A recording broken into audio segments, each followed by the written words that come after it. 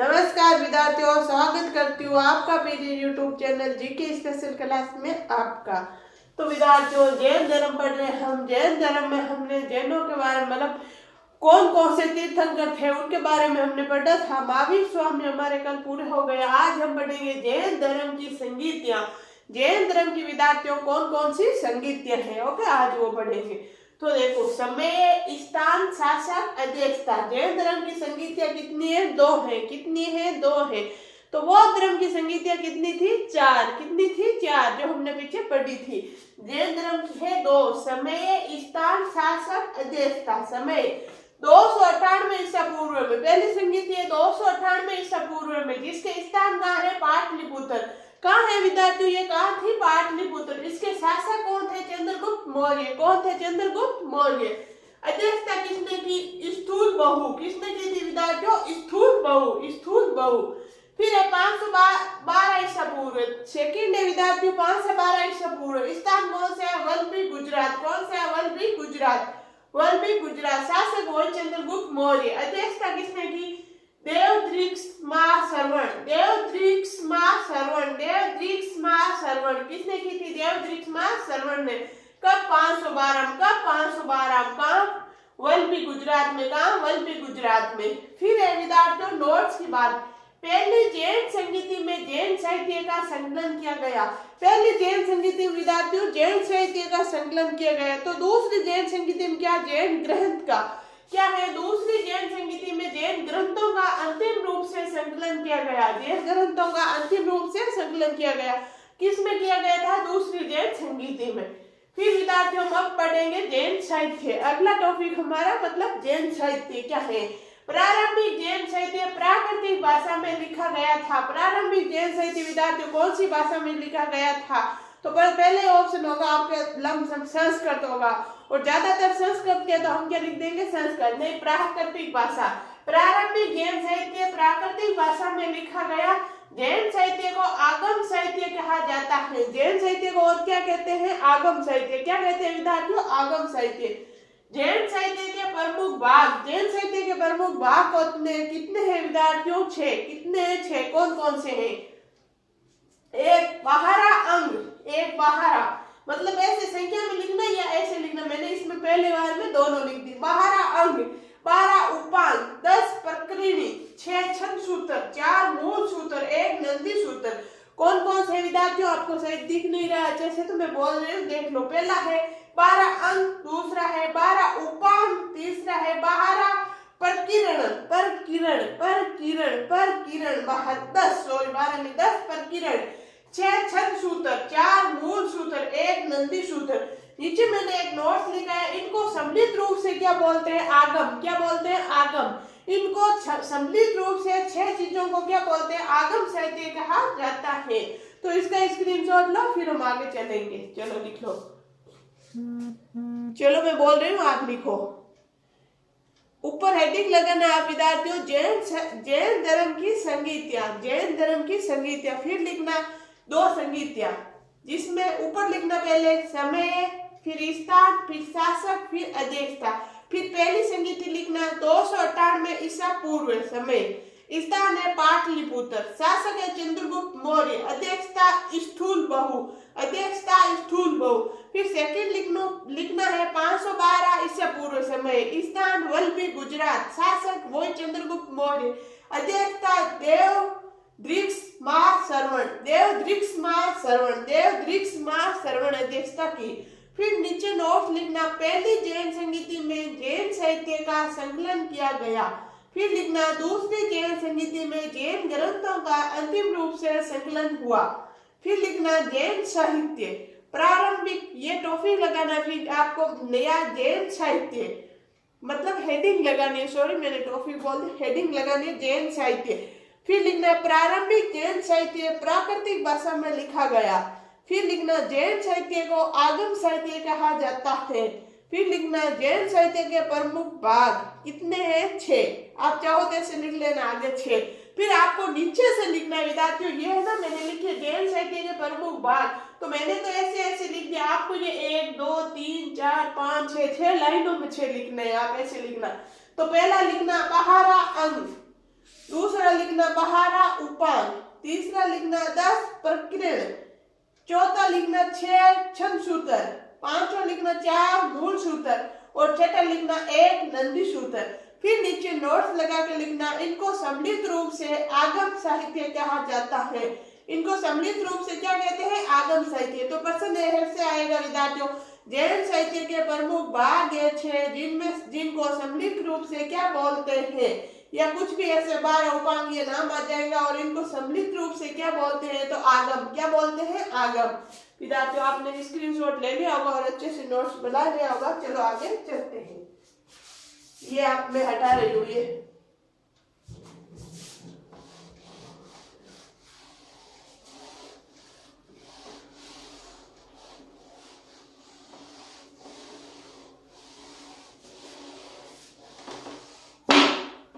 Sorry.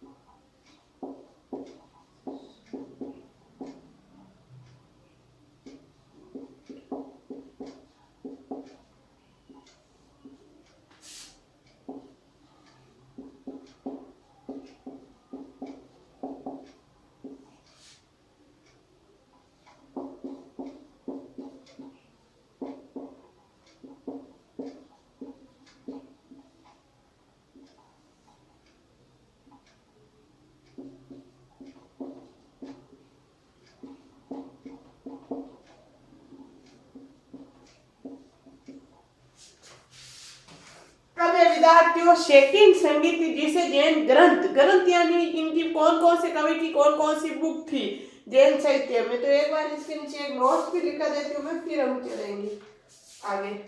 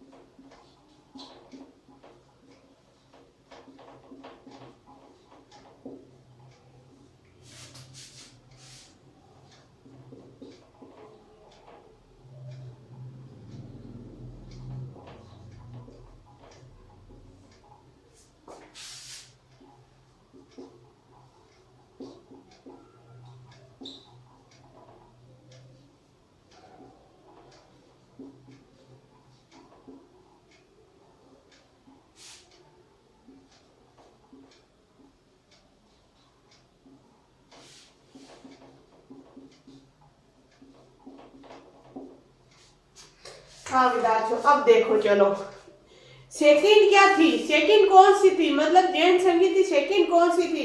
तो मैंने नीचे दो नोट लिखाए थे ना, उनमें हमने सेकंड में से देखा ना प्रमुख ग्रंथ, मतलब ग्रंथ यानी बुक, कौन से कवि की कौन सी बुक है, तो जीन ने सेन की आदि पुराण या हरिवंश पुराण। उद्योधन सूर्य की कौन सी है, कुवल्य माला, उद्योधन सूर्य की है कुवल्य माला, ये बुक है विद्यार्थियों।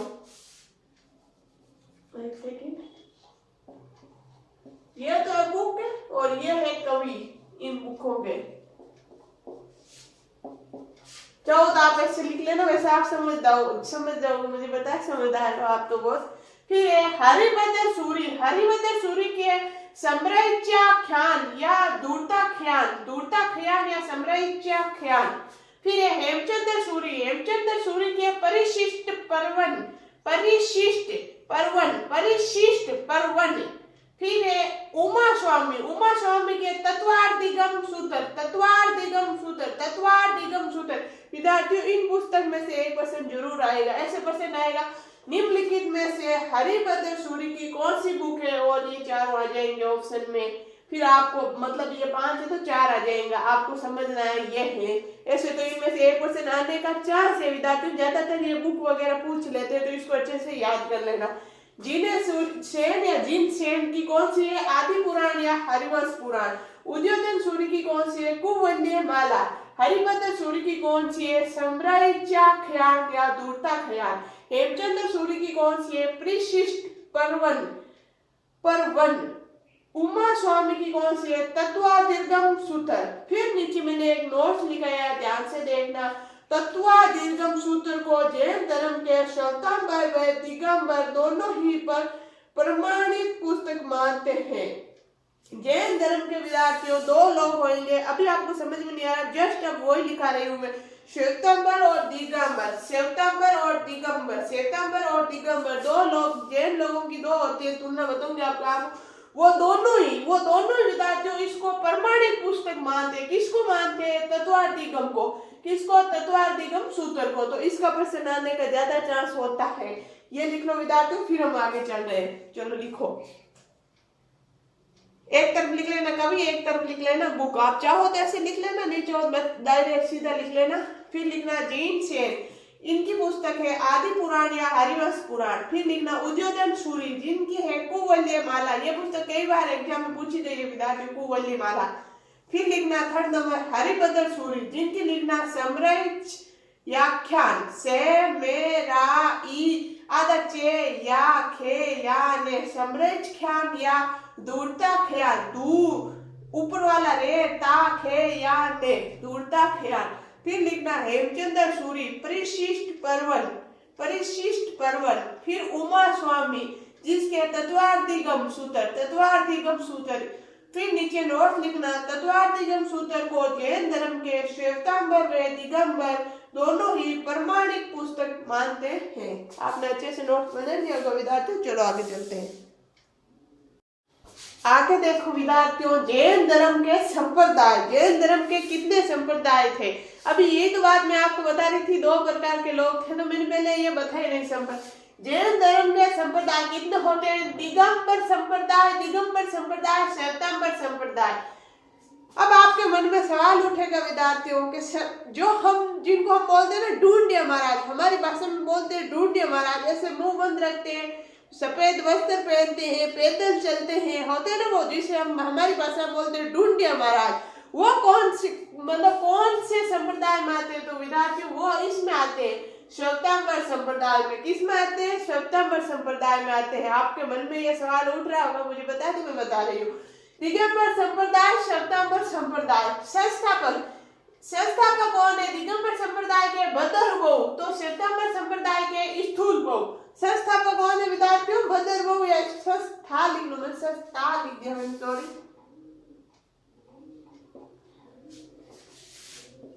2 गलती हो गई, एक तो इसको पैक नहीं किया, ये पीछे यहाँ चला जाएगा क्या पता है, इसको संस्था लिख गया। संस्थापक है दिगंबर संप्रदाय के विद्यार्थियों भद्रबहु, जबकि श्वेतांबर संप्रदाय के स्थूलबहु। वस्त्र, क्या दिगंबर संप्रदाय के लोग वस्त्र पहनते थे, नहीं पहनते थे, वस्त्र नहीं पहनते थे। श्वेतांबर संप्रदाय के लोग वस्त्र पहनते थे, हाँ पहनते थे, सफेद वस्त्र पहनते थे, अभी भी पहनते हैं सफेद वस्त्र। मोक्ष, क्या मोक्ष मिलता था किसको, स्त्रियां मोक्ष नहीं प्राप्त कर सकती थी। क्यों भाई, स्त्रियां क्यों नहीं कर सकती है? इतना तो आप स्त्रियां करती नहीं है। ये बोल रहे हैं स्त्रियां मोक्ष प्राप्त नहीं कर सकती हैं। स्त्रियां मोक्ष प्राप्त कर सकती हैं। श्वेतांबर संप्रदाय के लोग ऐसे मानते हैं स्त्रियां मोक्ष प्राप्त कर सकती है। इसमें श्वेतांबर संप्रदाय में विद्यार्थियों साध्वी होती है। हम देखते हैं ना, वो सफेद व्हाइट कलर के वो कपड़े पहनते हैं, मुंह बंद रखते हैं, पैदल चलते हैं, जिन्हें हम हमारी भाषा में ढूंढे महाराज बोलते थे। इसमें स्त्रियां भी होती है उसमें, तो स्त्रियां मोक्ष प्राप्त कर सकती है। लेकिन ये बोलते हैं दिगंबर संप्रदाय के लोग बोलते हैं स्त्रियां मोक्ष प्राप्त नहीं कर सकती हैं। पता नहीं स्त्रियां कहाँ जाती है, मोक्ष नहीं प्राप्त करती।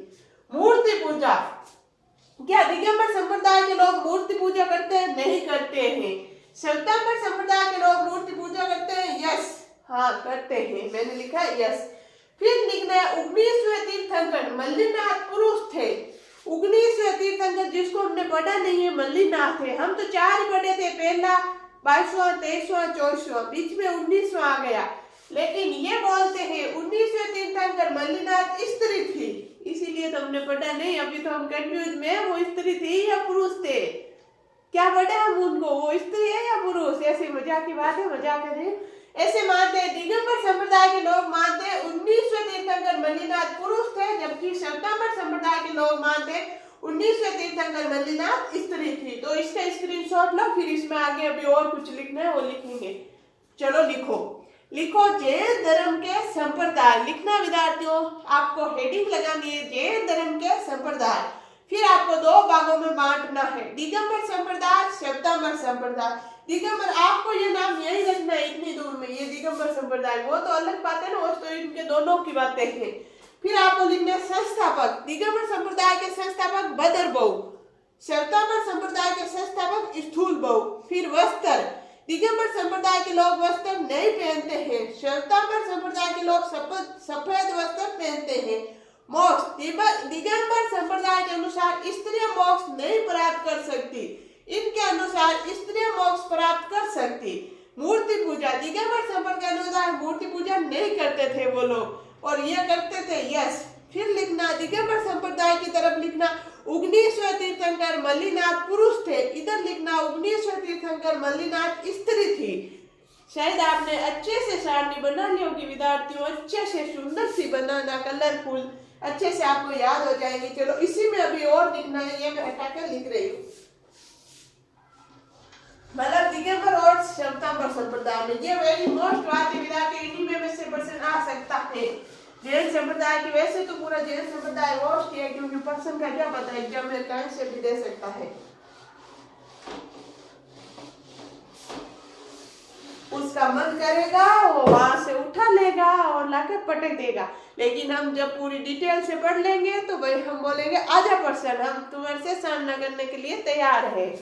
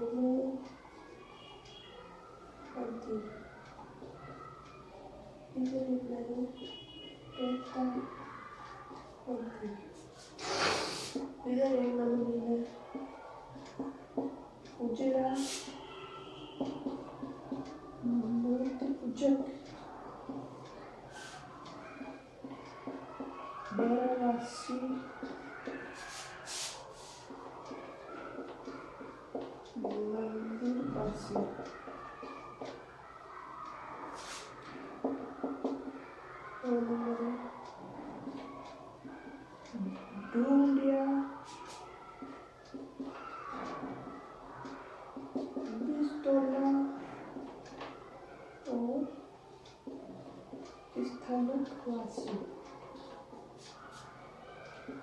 3 नंबर है तेरापंथी। तो देखो विद्यार्थियों, इसी में दो लिखने उप संप्रदाय, इधर भी लिखना उप संप्रदाय, इधर भी लिखना उप संप्रदाय। आपको तो उसी के नीचे ही लिखना है, मेरे तो जगह नहीं थी तो मैं अब लिख रही हूँ। फिर इधर लिखना 20 पंथी, ये क्या क्या थे, कौन कौन से मतलब संत थे, क्या क्या करते थे और ये क्या क्या करते थे। 20 पंथी, 13 पंथी, सेमिया पंथी, गुमान पंथी, तोता पंथी। 20 पंथी, 13 पंथी, सेमिया पंथी, गुमान पंथी, तोता पंथी। इधर लिखना दिगंबर संप्रदाय में विद्यार्थियों उप संप्रदाय लिखना, साथ ही साथ लिख लेना, फिर मैं हटा दूंगी, आप साथ ही साथ लिख लेना। 1 नंबर लिखना 20 पंथी, 2 नंबर लिखना 13 पंथी, 3 नंबर लिखना सेमिया पंथी, 4 नंबर लिखना गुमान पंथी, 5 नंबर लिखना तोता पंथी। ये इनके मतलब ये करते थे, ये साधु थे, ये मानते थे इस चीज को। फिर इधर लिखना उप संप्रदाय। 1 नंबर लिखना पुजारा, पूजा भी करते थे, मूर्ति पूजक, मूर्ति पूजा भी करते थे। डेरावासी, इनका डेरा मतलब इनकी एक जगह स्थिर भी रहते भी हैं। मंदिरवासी, ये मंदिर भी जाते हैं। ढूंढिया, इनको हम ढूंढिया बोलते हैं, ढूंढिया महाराज भी होते हैं, बिस्तौला भी होते हैं, इन्हीं को बोलते हैं स्थानवासी। और 13 पंथी, 13 पंथी को यही मानते हैं, जैसे हम मानते हैं हम राम पंथी है, वो राम पंथी है, अलग किसी को मानते नहीं है। कोई मतलब ऐसे मानते हैं हम माता पंथी है, मतलब सिर्फ माता की पूजा करते हैं और किसी, वैसे ये 20 पंथी थे, 13 पंथी थे, सेमिया पंथी थे, गुमान पंथी थे, तोता पंथी थे, लेकिन ये सब कुछ करते थे। तो इधर लिखना उप संप्रदाय। फिर 1 नंबर लिखना पुजारा, मूर्ति पूजक, डेरावासी, मंदिरवासी। 2 नंबर लिखना ढूंढिया, बिस्तौला, स्थानवासी। 3 नंबर लिखना 13 पंथी। और उधर वाला तो आपने पहले लिख लिया होगा। चलो आगे चलते हैं, लिख लिया। चलो अब ये मैं हटा रही हूँ सब कुछ।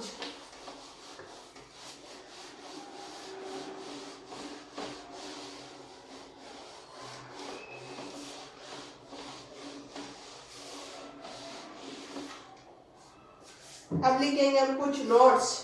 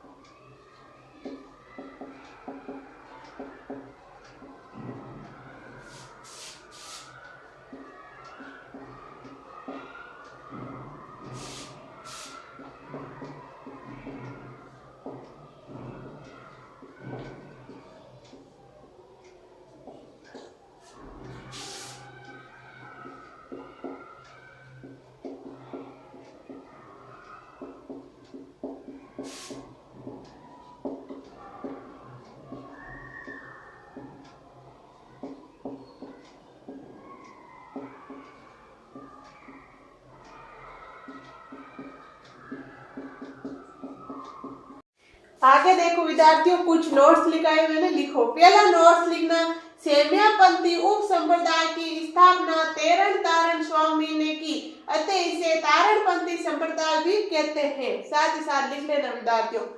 सेकंड नोट लिखना 13 पंथी, ये मंदिरों में केवल तीर्थंकरों की ही पूजा करते हैं। मंदिरों में केवल तीर्थंकर, जैनों के तीर्थंकर है ना, जैसे महावीर स्वामी, सिर्फ उनकी पूजा करते हैं। कौन? 13 पंथी। 13 पंथी ये मंदिरों में केवल तीर्थंकरों की पूजा करते हैं।